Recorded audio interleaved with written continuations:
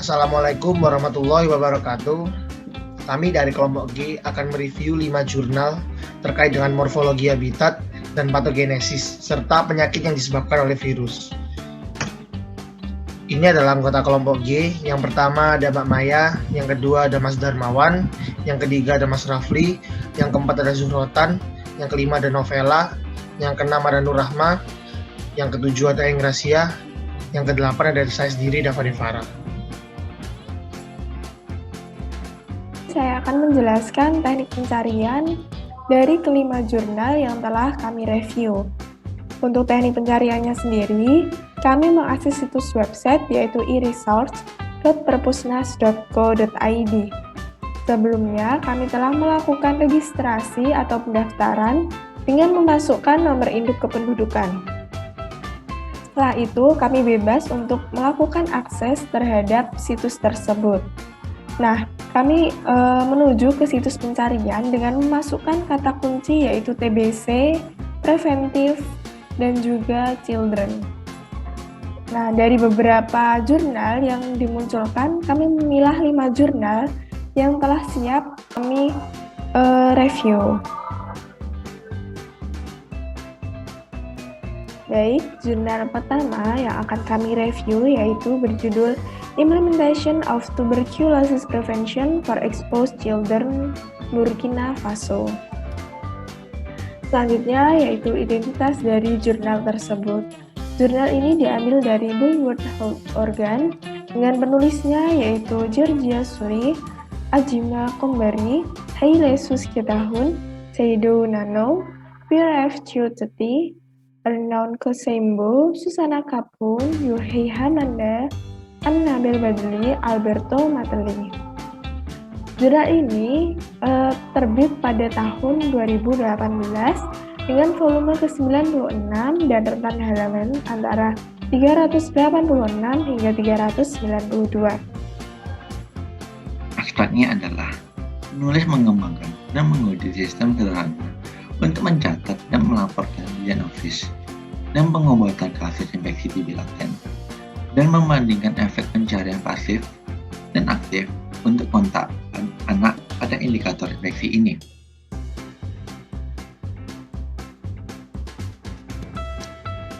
Dilatar belakangi oleh Burkina Faso yang merupakan negara yang terkendala sumber daya di barat Afrika, yang memiliki program TB nasional dan sistem informasi kesehatan yang tampak mirip dengan sistem informasi kesehatan di banyak negara lain di Afrika Sahara.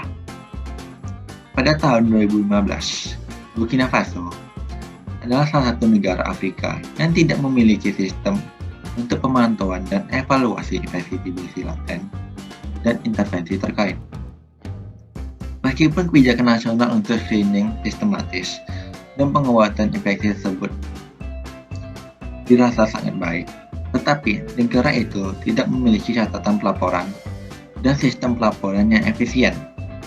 Hanya mencatat anak-anak yang memulai pengobatan untuk pencegahan TBC. Manajemen terprogram infeksi TBC pada anak-anak yang lebih muda dari 5 tahun ditetapkan melalui sistem pelacakan kontak pasif pada anak yang memenuhi syarat untuk perawatan pencegahan. Metode dalam jurnal yang digunakan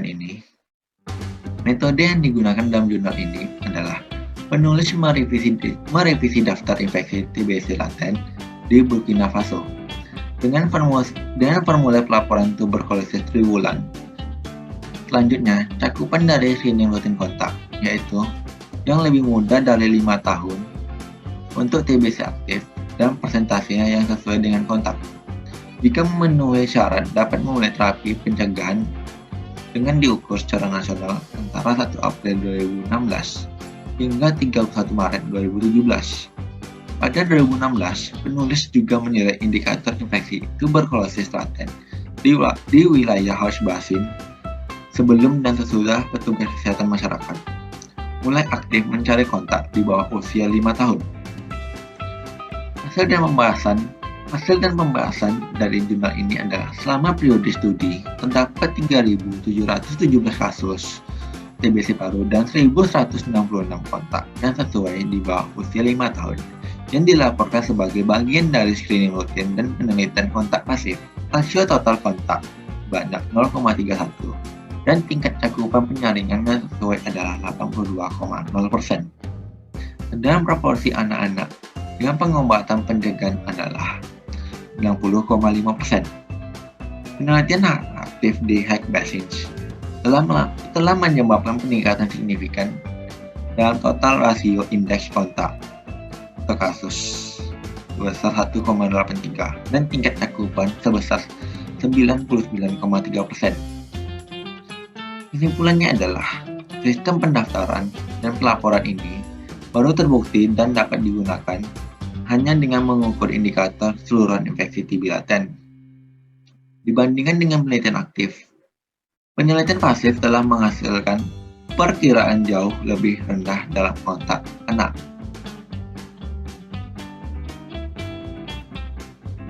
Baik, selanjutnya review jurnal kedua yang berjudul Management of Children Exposed to Mycobacterium Tuberculosis, a Public Health Evaluation in West Java, Indonesia. Identitas jurnal berasal dari jurnal Bull World Health Organ, penulisnya Merin E. Rutherford, Rovina Ruslami, Melissa Anselmo, Bakti Alis Jabana, Neti Yulianti, Hedi Sampurno, Reynold van Creveld, dan Philip C. Hila. Tahun terbit diterbitkan tahun 2013, volume ke-91, rentan halaman sebanyak 932 hingga 941. Selanjutnya akan dilanjutkan oleh teman saya. Menulis mengukur kinerja secara kualitatif dan kuantitatif terhadap program manajemen anak yang bersentuhan dengan pasien dewasa pengidap TBC di Indonesia, dengan melakukan metode evaluasi kerangka kerja kesehatan masyarakat dalam program manajemen kontak anak di klinik paru-paru. Jadi kegiatan ini dilakukan dalam melihat akurasi dengan screening TBC, inisiasi pengobatan pencegahan dengan isoniazid atau antibiotik yang diberikan kepada penderita tuberkulosis yang baru menunjukkan gejala, terutama pada anak-anak di bawah 5 tahun, akurasi diagnosis TBC, dan kepatuhan anak terhadap pengobatan oleh pengasuh keluarga primer maupun staf dari rumah sakit. Jadi latar belakang dibuatnya jurnal ini, dilakukannya penelitian ini karena pada tahun 2013 upaya dalam mengontrol tuberkulosis pada anak itu waktu itu dikatakan gagal dengan ditemukannya sekitar 100.000 anak di dunia meninggal akibat penyakit tuberkulosis di setiap tahunnya. Jadi anak di bawah 5 tahun ini melakukan kontak dengan penderita tuberkulosis dalam jangka waktu yang cukup lama sehingga mereka berisiko tinggi untuk tertular dari infeksi Mycobacterium tuberculosis yang dapat berkembang menjadi penyakit tuberkulosis dengan ditandai munculnya beberapa gejala seperti batuk berdahak yang berkunjung henti selama 2-3 bulan, bisa juga dari keringat dingin maupun demam.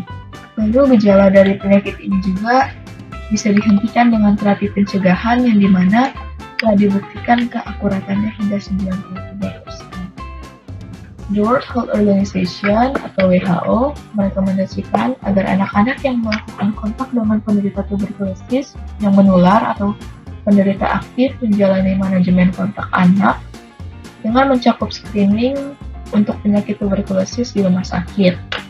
Nah, untuk anak yang berusia di bawah 5 tahun dilakukan terapi pencegahan isoniazid dengan pemberian antibiotik selama 6 bulan.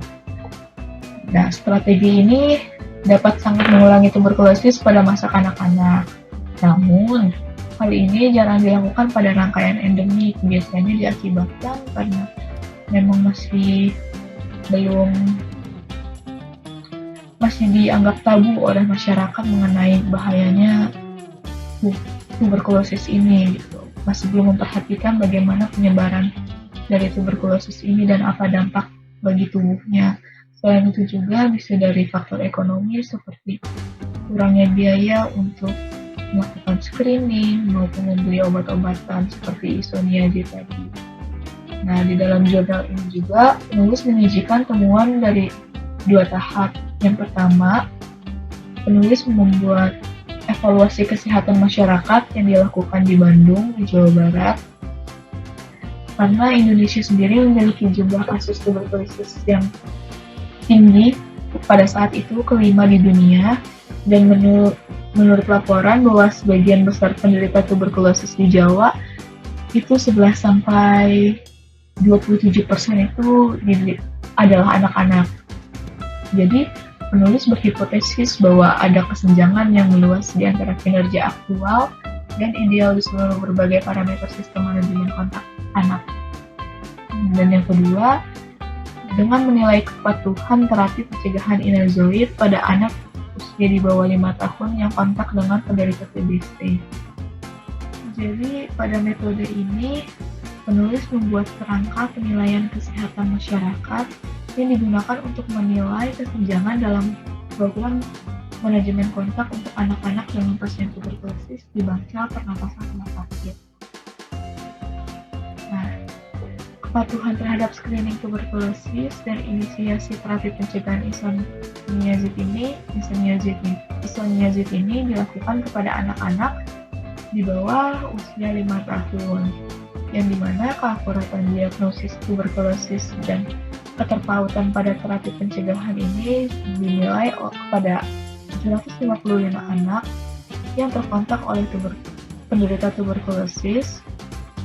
Selain itu juga 22 pengasuh pertama dan 34 staf klinik diwawancarai untuk mengevaluasi pengetahuan dan penerimaan manajemen kontak anak. Biaya untuk pengasuh direkam, dan juga kesenjangan antara yang diamati dan indikator target diukur. Jadi peneliti pada akhirnya mengeluarkan hasil, yaitu kesenjangan antara indikator kinerja yang diamati dan target itu diantaranya 80% untuk kepatuhan penyaringan, 64% hingga 100% untuk akurasi diagnostik, 50% untuk inisiasi terapi pencegahan, 54% untuk kepatuhan terhadap terapi, dan 50% untuk biaya. Jadi banyak staf itu tidak memiliki pengetahuan yang memadai mengenai sikap yang tepat terhadap manajemen kontak anak, terutama mengenai terapi pencegahan melalui isoniazid. Perawat memiliki pengetahuan yang baik mengenai screening, tapi tidak untuk terapi pencegahannya, dan juga mengalami kesulitan bepergian ke klinik untuk membayar biaya bagi keluarga. Jadi kesimpulan dari jurnal ini, peneliti menunjukkan bahwa tingginya tingkat pengidap tuberkulosis pada anak ini diakibatkan karena adanya kesenjangan yang meluas dalam kinerja sistem manajemen kontak anak dengan penderita TBC di Indonesia. Meskipun tenaga kesehatan telah melakukan screening sebagai tindakan kuratif, namun penderita ataupun keluarga penderita enggan melakukan pemeriksaan lebih. Jurnal ketiga yang kami review yaitu berjudul Moving from Fear to Realization, Family Engagement in Tuberculosis Prevention in Children Living in Tuberculosis-Sundanese Household in Indonesia. Untuk identitasnya sendiri, jurnal ini diambil dari International Journal of Nursing Science dengan penulisnya yakni Windy Rahmawati, Kittikon Nilmanat, Uray Hatakit. Jurnal ini terbit pada tahun 2019 dengan volume 6 dan rentan halaman 272 hingga 277. Selanjutnya saya akan melanjutkan mereview jurnal ketiga. Dengan abstrak, penulis menganalisis secara detail bergerak dari ketakutan ke realisasi, yang merupakan salah satu kategori teori substantif tentang keterlibatan keluarga dalam pencegahan tuberkulosis pada anak-anak. Metode yang digunakan adalah prosedur pengkodaan teori beralasan seterausia. Pada data hasil wawancara, penelitian ini menunjukkan dalam pencegahan penularan tuberkulosis kepada anak-anak melalui kontak rumah tangga dengan cara memberikan pendidikan dan konseling keluarga. Latar belakang. Penyebab paling umum dari tuberkulosis pada anak adalah kontak rumah tangga, terutama dari kedua orang tua mereka. Mengapa demikian? Karena dalam kesehariannya para anak-anak itu bersama kedua orang tua mereka, bahkan satu tempat tidur dan tidur bersama kedua orang tua mereka. Maka itu diberikan kekebalan seluler kepada mereka yang belum matang. Anak-anak di bawah 5 tahun beresiko tinggi terinfeksi. Keterlibatan keluarga yang sukses dalam mencegah penularan tuberkulosis di rumah tangga secara signifikan terkait dengan prevalensi penyakit tuberkulosis. Namun demikian, menurut penelitian sebelumnya di Indonesia, hanya sekitar 7,8% rumah tangga anak yang dihubungi dibawa oleh keluarga ke klinik paru-paru untuk screening. Lalu studi lain menunjukkan bahwa sebanyak 74,4% anak memiliki kepatuhan yang buruk terhadap terapi pencegahan isoniazid atau IPT. Selain itu, sebagian besar keluarga Indonesia tidak membuka jendela kamar mereka atau meletakkan kasur di bawah sinar matahari. Kemudian juga kepadatan rumah yang tinggi serta ventilasi yang buruk. Provinsi Jawa Barat memiliki keterlibatan yang buruk dalam pencegahan tuberkulosis dan proporsi kasus tuberkulosis anak yang tertinggi di antara semua kasus tuberkulosis di Indonesia. Keluarga beretnis Sunda mengadopsi sistem patriarki, di mana sistem patriarki ini adalah yang berarti para istri harus mematuhi suami mereka. Para suami bertindak sebagai pemimpin dan keputusan dalam keluarga, sementara para istri diharapkan untuk mematuhi perintah suaminya. Selain itu, keluarga Indonesia biasanya memiliki hubungan yang baik dan interaksi sosial di antara anggota keluarga dan kerabat. Yang berarti, situasi tersebut mungkin mempengaruhi pencegahan tuberkulosis pada anak-anak. Karena para istri sebagai pengasuh utama para anak-anak harus minta izin atas saran dari suami, anggota keluarga lain, atau kerabat yang dapat menunda waktu respon terhadap kesehatan anak. Metode data yang dikumpulkan menggunakan wawancara mendalam dan dianalisis mengikuti prosedur pengkodean teori beralasan setelah usia. Prosedur pengkodean teori beralasan setelah usia itu adalah penelitian ini dinyatakan dalam bentuk pernyataan yang bersifat naratif analisis yang sistematis dan mengikuti 3 utama pengkodean, yaitu open coding, axial coding, dan selective coding. Hasil dan pembahasan beralih dari rasa takut ke realisasi adalah kategori utama yang muncul dari pengalaman keluarga Sunda untuk mulai terlibat dalam pencegahan tuberkulosis pada anak-anak yang tinggal di rumah tangga tuberkulosis.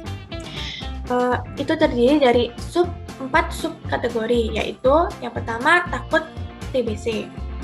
Takut TBC ini yang artinya respon umum untuk diagnosis tuberkulosis di rumah tangga yang diselidiki.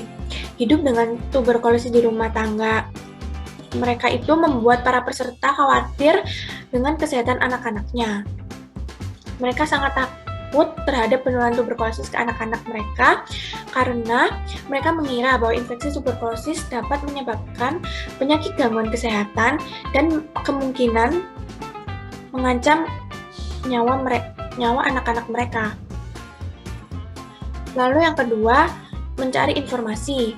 Mencari informasi adalah maksudnya itu melalui membaca buku atau bahan cetakan lainnya seperti brosur, dan juga seperti berbicara dengan kesehatan profesional.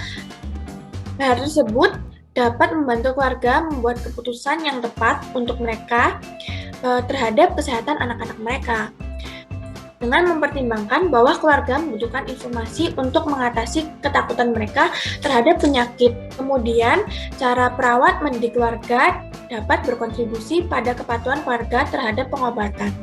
Lalu yang ketiga, mengikuti wasiat Tuhan, yang berarti para keluarga ini percaya bahwa memiliki tuberkulosis dalam keluarga adalah kehendak Tuhan dan ujian dari Tuhan.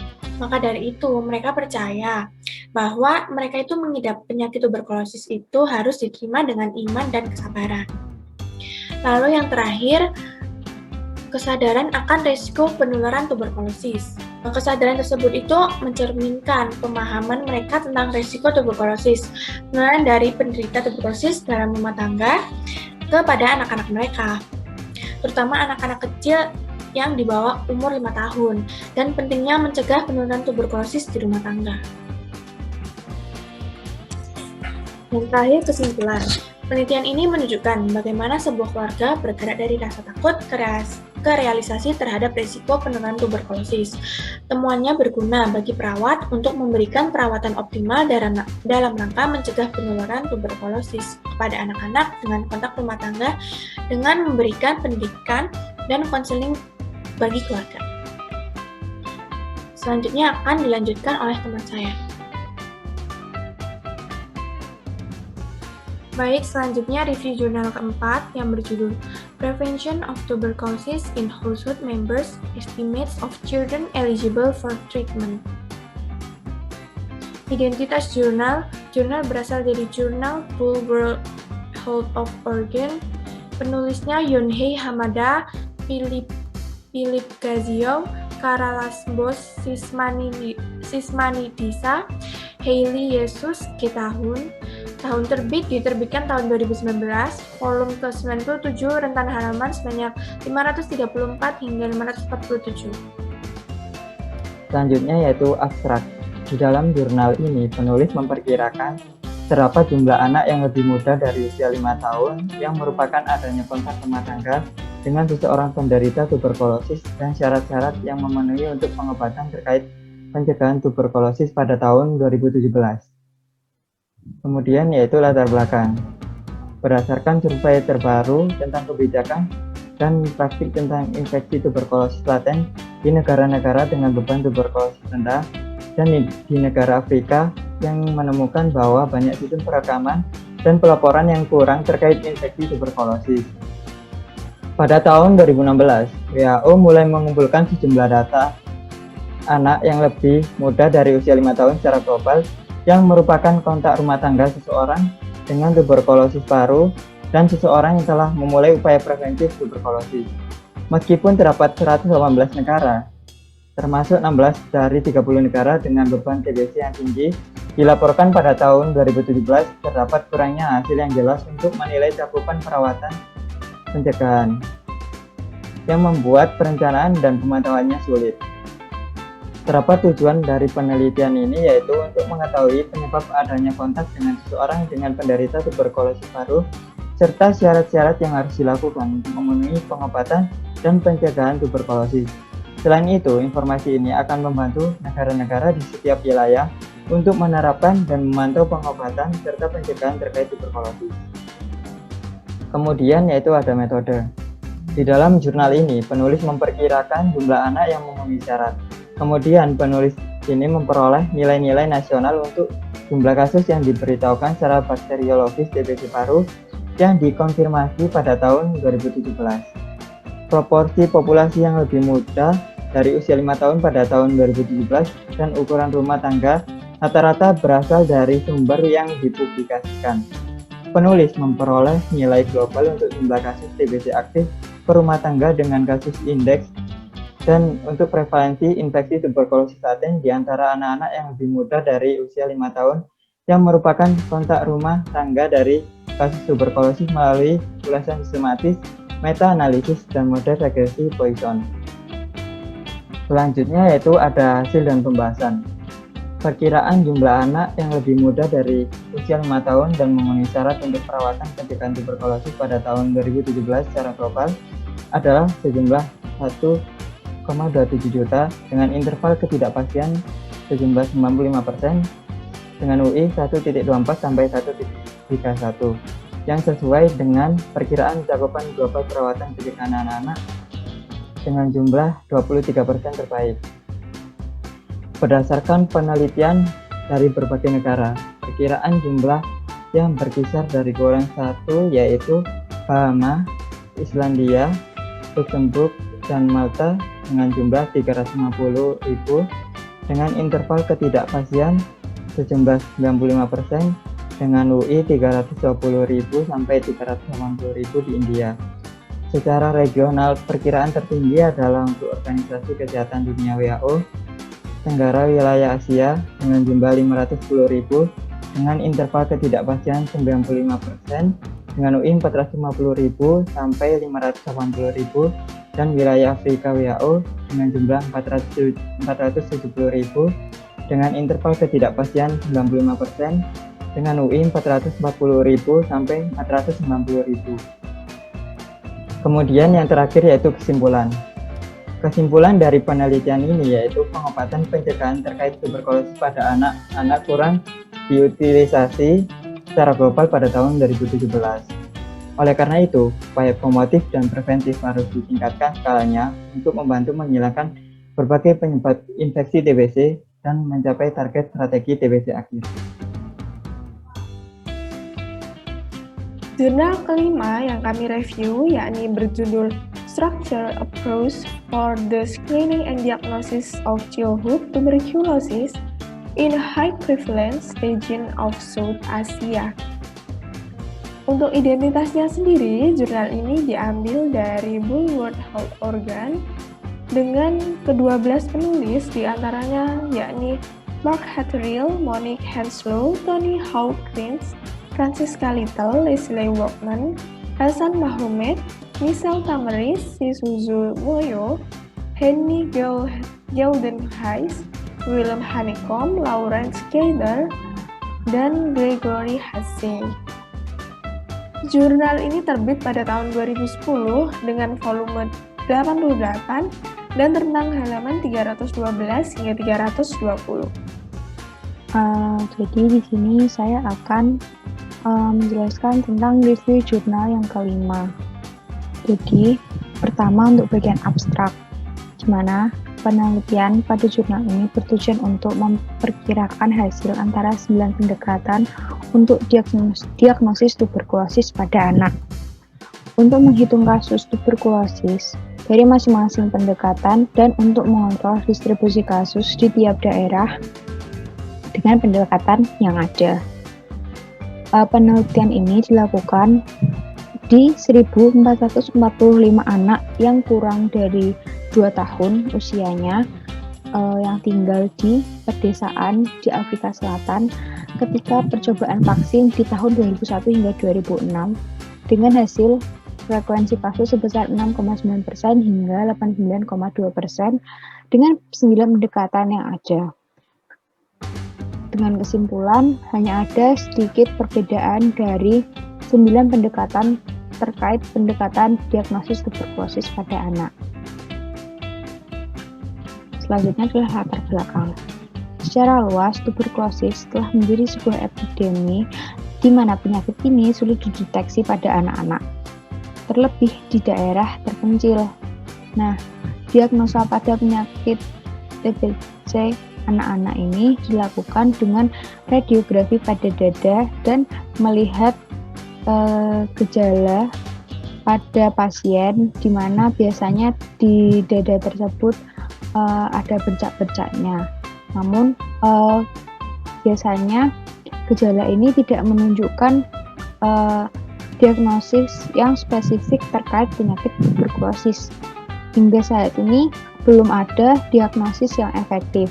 Oleh karena itu, penting untuk melakukan pengembangan diagnosis tentang penyakit ini pada anak-anak. Hingga saat ini telah ada 16 pendekatan yang menjelaskan atau yang dilakukan untuk melakukan diagnosis dari tuberkulosis. Nah, pendekatan-pendekatan ini sudah ada yang memenuhi standar global dan ada yang belum, sehingga ada yang tidak bisa digunakan dan ada yang bisa digunakan.